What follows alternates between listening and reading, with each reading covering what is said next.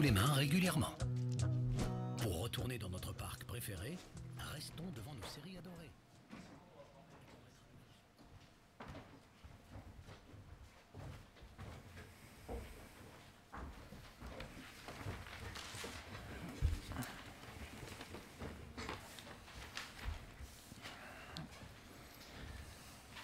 Mesdames et messieurs, bonjour.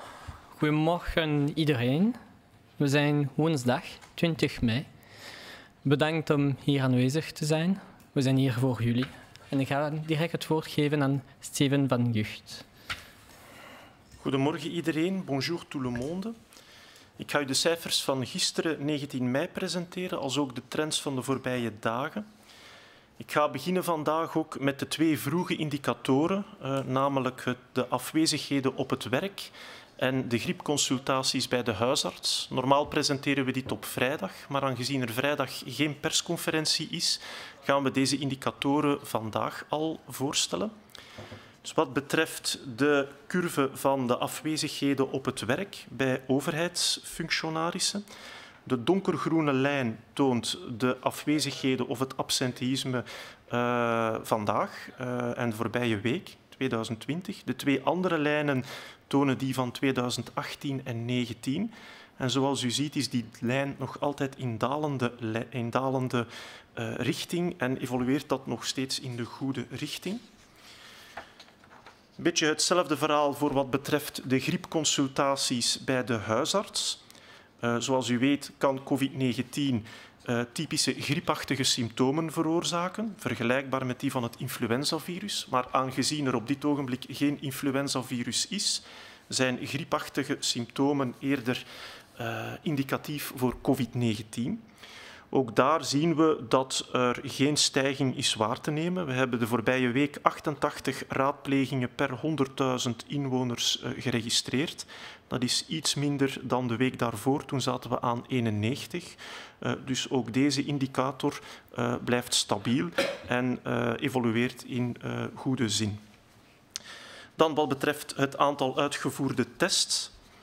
De voorbije 24 uur werden in totaal 10.410 testen uitgevoerd. Daarvan werden er 9.464 uitgevoerd door de klinische laboratoria en 946 door het federaal testplatform. Op de volgende figuur ziet u het aantal nieuwe COVID-19-besmettingen.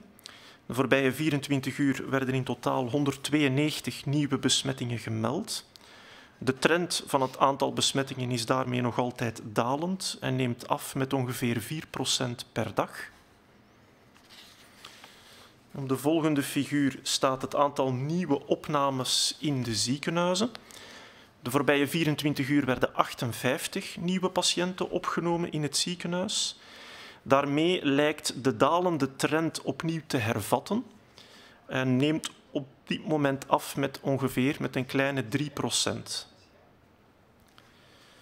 Op de volgende figuur ziet u de evolutie van het aantal patiënten op intensieve zorgen. De voorbije 24 uur verbleven er in totaal 313 patiënten op intensieve zorgen. Daarvan werden er 169 beademd. De trend van het aantal patiënten op intensieve zorgen blijft daarmee dalend en neemt nu af met ongeveer 4% per dag.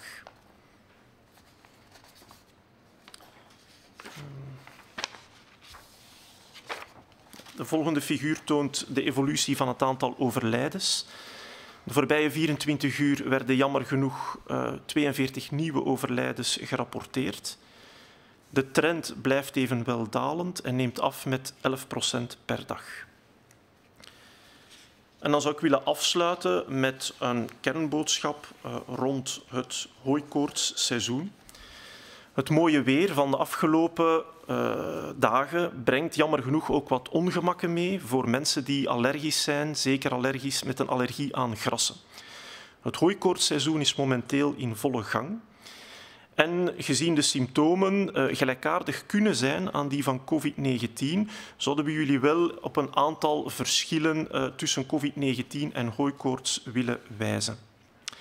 Symptomen van een allergie die verschijnen typisch van zodra u blootgesteld wordt aan een bepaalde hoeveelheid pollen of allergenen. Dat kan bijvoorbeeld zijn bij het naar buiten komen. Terwijl bij COVID-19 de symptomen meestal aanhouden, ook wanneer u binnen blijft. Een allergie veroorzaakt meestal geen koorts of spierpijn. Meestal heeft u wel last van een lopende neus, een verstopte neus, eventueel hoest, rode en jeukende ogen en wat lichte vermoeidheid. Niezen komt vaak voor bij hooikoorts, maar is veel minder uitgesproken bij COVID-19. Bij COVID-19 kan u typisch koorts ontwikkelen. Vaak begint het met plotse erge vermoeidheid.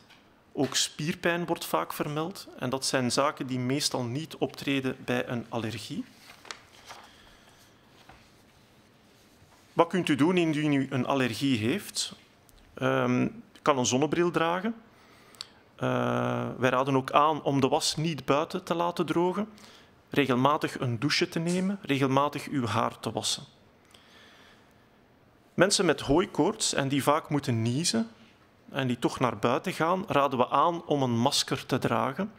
In de eerste plaats om de druppels die ontstaan bij het niezen bij u te houden en niet in het rond te verspreiden.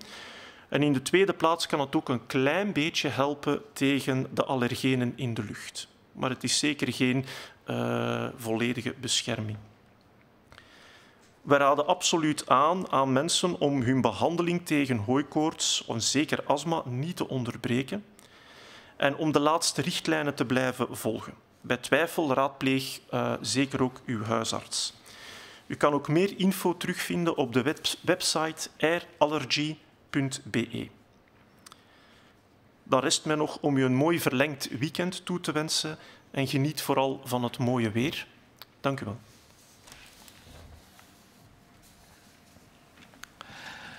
Bonjour à toutes, bonjour à tous. Goedendag iedereen. Nous allons vous présenter aujourd'hui les chiffres concernant le Covid-19 pour la journée du 19 mai, mais aussi les tendances sur une semaine.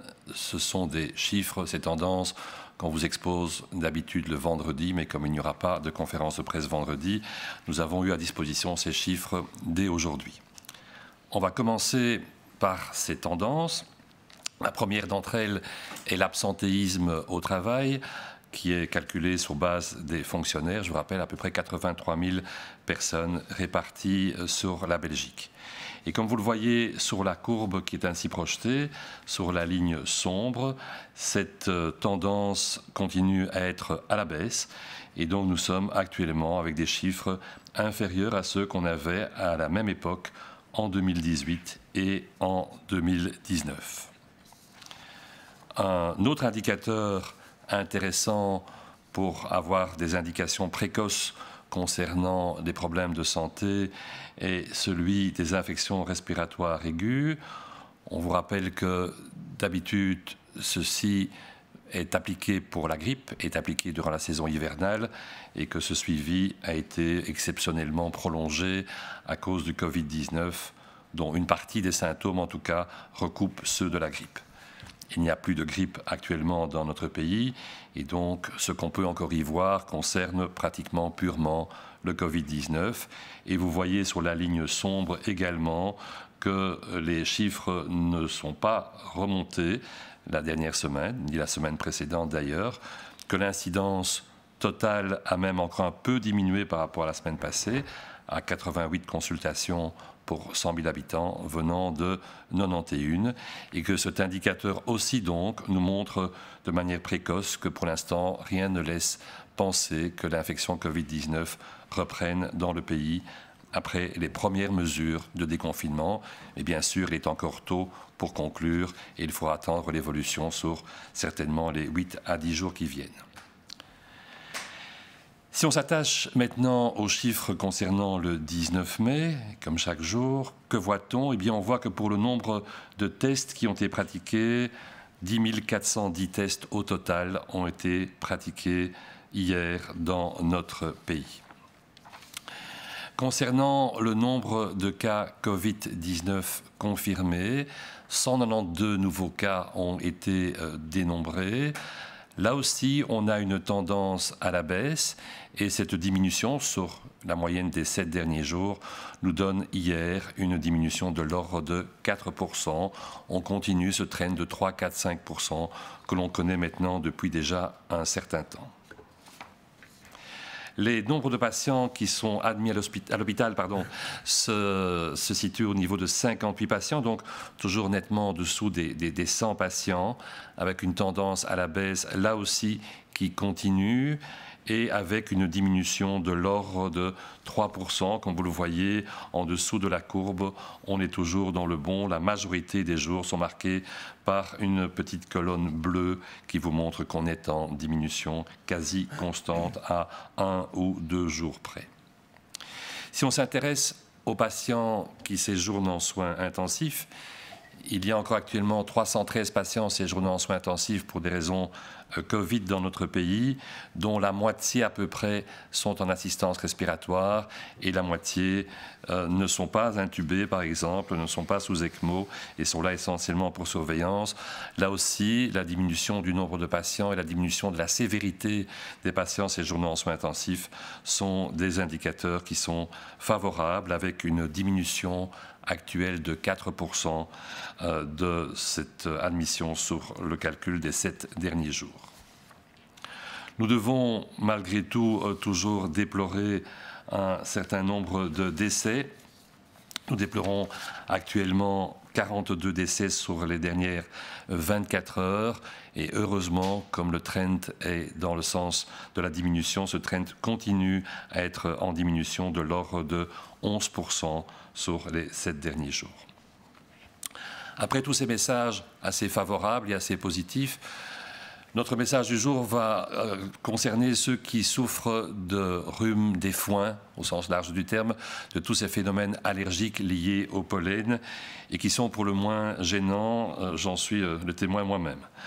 Que peut-on dire? On peut dire que depuis plusieurs semaines, ces manifestations allergiques ont déjà commencé, depuis mi-avril, fin avril, avec la belle saison, mais que nous sommes maintenant dans cette deuxième période du mois de mai, à l'apogée, si on peut dire, de la quantité d'allergènes circulant dans l'air et que donc les manifestations vont encore s'accentuer et être particulièrement gênantes dans les semaines qui viennent.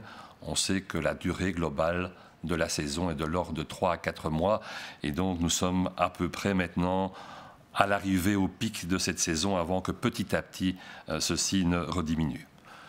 Dans certaines de ces manifestations allergiques peuvent recouper des symptômes que l'on peut retrouver dans l'infection Covid-19 et nous voudrions discuter un peu avec vous le parallélisme ou non que l'on peut faire entre les deux types d'affections.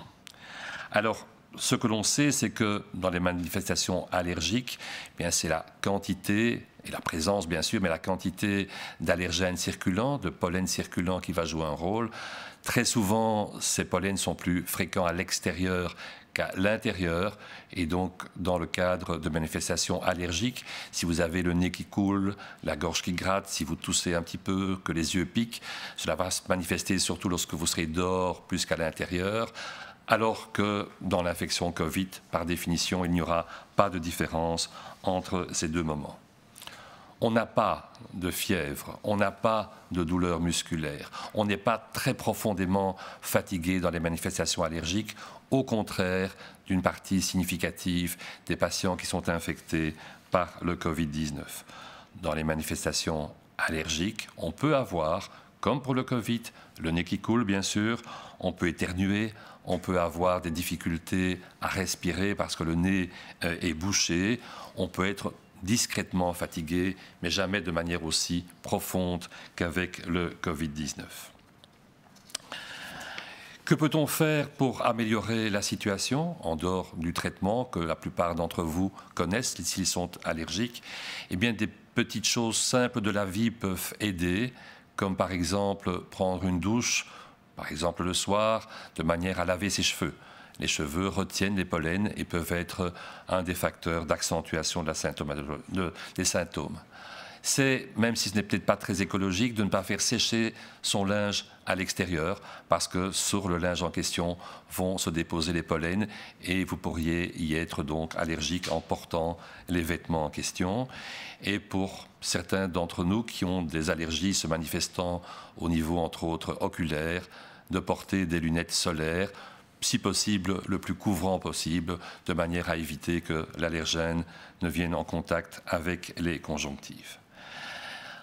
On a dit, et effectivement c'est le cas, que l'on va éternuer, que l'on va tousser dans une bonne partie des gens qui ont ces manifestations allergiques. Ce sont non seulement des symptômes croisés avec le Covid, mais c'est une manière éventuelle de propager le virus involontairement. Vous toussez et vous éternuez parce que vous êtes allergique, mais si vous êtes en même temps porteur asymptomatique du virus, vous allez involontairement, bien sûr, propager potentiellement le virus. C'est pourquoi nous pensons qu'il reste important de garder une protection des voies respiratoires, du nez et de la bouche, y compris chez les personnes qui ont ces manifestations allergiques.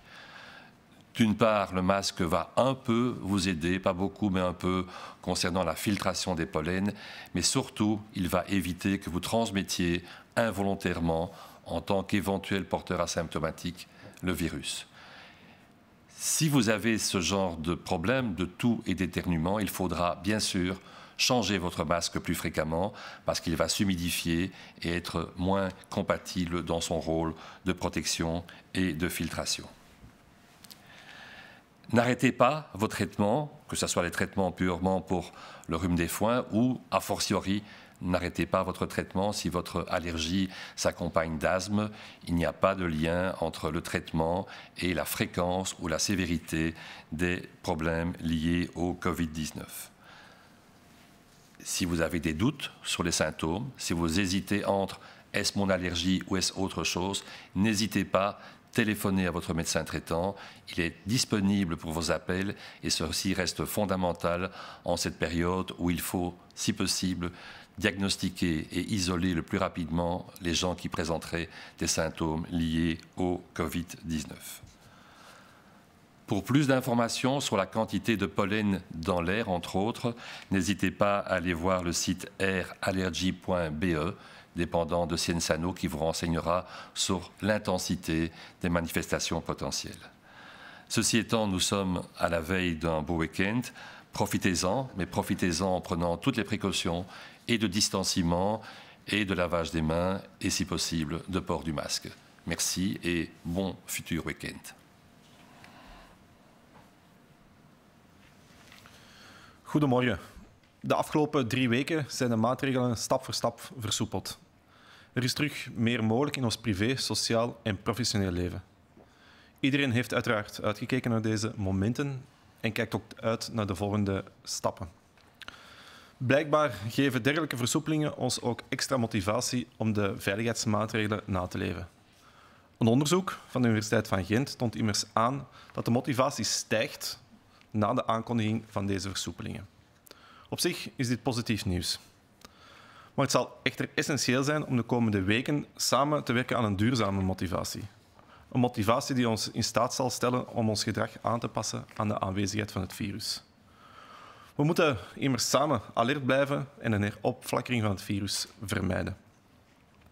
De basisreflexen voor de gezondheid zullen daarom ook de komende weken en maanden nodig blijven om onze maatschappij weerbaar te maken tegen het virus. Blijf dus thuis als je ziek bent en dit al van de eerste symptomen. Was regelmatig en grondig je handen. Respecteer ten alle tijde de fysieke afstand. Vermijd bijeenkomsten van veel personen. En bedek je mond en neus op plaatsen waar veel mensen samenkomen. In het openbaar vervoer is dit verplicht. Het is cruciaal om van al deze basisreflexen automatisme te maken. Door deze gezondheidsreflexen te respecteren, beschermen we onszelf en de anderen tegen het virus. Ook als je bijvoorbeeld de afstandsregels respecteert, blijft het ook belangrijk om bijeenkomsten van veel mensen te vermijden en regelmatig je handen te wassen. Respecteer deze basisreflexen ook als je bijvoorbeeld gaat winkelen. Probeer je aankoop te doen op het moment dat het minder druk is en doe je aankopen zoveel mogelijk alleen. Op deze manier kan het winkelen voor iedereen veilig verlopen. Wij wensen iedereen alvast een prettig en verlengd weekend. Als je mensen uit je verruimde sociale bubbel ontmoet, hou dan ook afstand en probeer buiten af te spreken, bijvoorbeeld in je tuin of op een terras. Samen gaan we veilig vooruit. We zien jullie graag terug op maandag om 11 uur voor de volgende persconferentie en een nieuwe stand van zaken. Prettig weekend en bedankt. Bonjour à tous. Ces 3 dernières semaines, nous avons vu que les mesures avaient pu être adaptées étape par étape. Et ça signifiait pour nous énormément de possibilités en plus dans notre vie privée, dans notre vie familiale ou notre vie professionnelle. Chacun d'entre nous, évidemment, nous avons espéré ces moments, nous les vivons maintenant et bien logiquement, nous regardons tous vers les prochaines étapes. Il semble d'ailleurs que ces évolutions positives nous donnent à chacun une motivation supplémentaire pour respecter les mesures encore en vigueur. Et cela vient d'une enquête qui a été menée par l'Université de Gand, qui montre que la motivation est un facteur qui monte lorsqu'on annonce à chaque fois des nouvelles adaptations des mesures. En soi, c'est positif, cela montre qu'on écoute, cela montre qu'on est prêt, cela montre qu'on veut agir. Mais cela va être essentiel dans les semaines à venir que nous arrivions à construire une motivation qui soit durable. En effet, cette motivation va nous permettre d'adapter nos comportements à cette présence du virus. Nous devons évidemment rester vigilants car nous devons éviter toute résurgence du virus. Alors comment y arriver? C'est assez simple. Les réflexes de base que nous connaissons maintenant pour notre santé devront encore et toujours être maintenus le plus possible durant les semaines et les mois à venir afin de faire de notre société une société résiliente, une société résistante face au virus. Je vais répéter ces réflexes encore et encore car ils sont très simples mais très efficaces. Restez à la maison lorsque vous êtes malade. Lavez-vous régulièrement les mains. Respectez cette distance physique que l'on connaît maintenant. Évitez les lieux où il y a trop de monde. Et lorsque vous allez à l'extérieur, vous allez dans ces lieux, protégez votre nez et votre bouche. C'est assez simple, mais c'est efficace.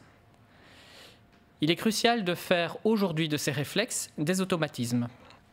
Et nous le savons qu'en respectant ces consignes de santé publique, nous nous protégeons, mais nous protégeons aussi surtout les autres du virus. Si vous respectez par exemple la consigne de distance, de sécurité, ces distances physiques d'1,50 m, n'oubliez pas aussi de respecter les autres consignes, c'est-à-dire éviter les lieux où il y a trop de monde, éviter un maximum de contacts et lavez-vous régulièrement les mains. Ce n'est pas un réflexe ou l'autre, ce sont les deux. Ce sont tous ces réflexes qui doivent être combinés pour être efficaces. Respectez dès lors ces réflexes de base aussi lorsque vous allez faire vos courses. N'y allez pas lorsqu'il y a trop de monde, évitez l'affluence. Faites vos courses, si possible, tout seul. C'est la seule manière que nous avons maintenant encore de veiller à la santé de tous. Alors en cette veille de long week-end, nous vous souhaitons à tous un agréable week-end. Si vous avez fixé rendez-vous avec ces personnes de votre bulle élargie, profitez-en.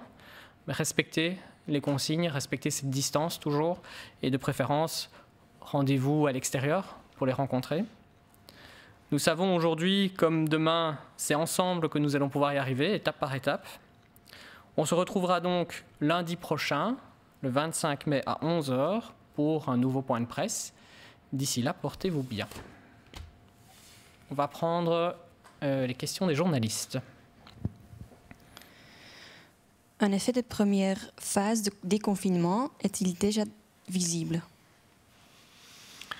Alors là, la réponse est clairement actuellement non. Il n'y a rien de visible, ce qui veut dire que les indicateurs classiques que l'on vous dénombre de longue date, comme le nombre de cas, le nombre d'hospitalisations et malheureusement les décès, aussi bien que les indicateurs plus précoces qu'on a introduits depuis quelque temps, qui sont les infections respiratoires aiguës ou l'absentéisme au travail, nous montrent tous que la situation est parfaitement soit en diminution constante, soit normale par rapport à la saison. Et donc, il n'y a aucun effet péjoratif actuellement, et j'insiste, visible des mesures de déconfinement. Insistons sur le fait que ces mesures ont été prises entre le 4 et le 18 mai, que nous sommes actuellement le 20 mai et que donc il n'y a pas d'effet visible des premières mesures, que pour les mesures les plus récentes, il faudra encore attendre certainement 8 à 10 jours avant d'avoir un impact potentiel.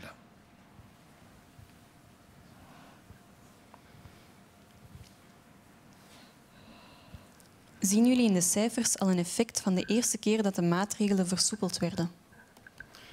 Nee, op dit ogenblik zien we nog geen duidelijk effect van de versoepelingen op de cijfers. Integendeel, alle trends zijn momenteel nog altijd dalend. Het aantal nieuwe ziekenhuisopnames daalt lichtjes. Die daalt maar traag. Maar dat is iets wat we ook in het buitenland zien. Vandaag hebben we 58 nieuwe opnames gemeld. In Nederland waren dat er ongeveer de helft. En dit cijfer is daarentegen wel vergelijkbaar met het aantal nieuwe opnames bijvoorbeeld in Frankrijk. Maar op dit ogenblik kunnen we niet duidelijk een effect zien van de versoepelingen van de maatregelen. Het is natuurlijk nog vroeg. We zijn pas begonnen op 4 mei. Dus het is mogelijk dat de komende weken misschien nog wel iets anders laten zien. Merci. Merci de nous avoir suivis. Merci de vous informer. Continuons à avancer ensemble, en toute confiance les uns envers les autres. En samen gaan we veilig vooruit. Dank u wel.